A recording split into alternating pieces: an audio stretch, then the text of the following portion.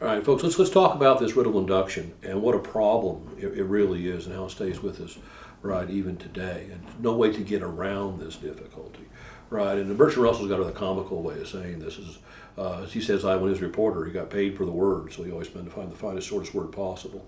So he's got a very way succinct writing about things. He says, it never occurs to the Christmas goose, and this is the goose to be killed on Christmas Day, the nice farmer that's fed him for 2 years, right, is going to cut off his head on Christmas morning. So here comes the farmer on December 25th, and the goose is real happy, right, running around. Hey, let's put some more food, and whack, right, off goes its head.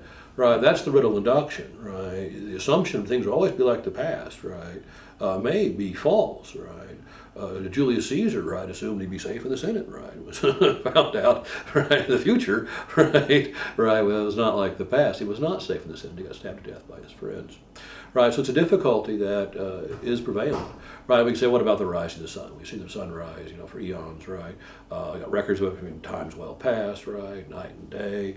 We've got records now. We know exactly the sunrise is going to have. What about that, right? Well, the sun can always explode, right? And it's not going to rise at all. We'd have a ball of flame. And in point of fact, here in about 10 million years, right, what we look at as a yellow giant is going to become a red giant. It'll cool, and it'll expand out past the orbit of Mars. So the sun will be cooler, but it'll be larger. And we'll be about 6,000 degrees Fahrenheit here on planet Earth. Right, so there's going to be one day when this yellow giant turns into a red giant. These are things we already know about the universe itself. Right, what else could possibly happen?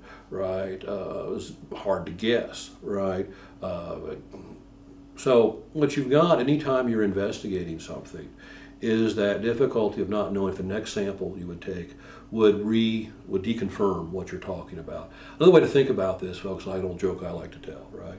The difference between a recession and depression is when your neighbor loses his job, that's a recession. When you lose your job, it's depression.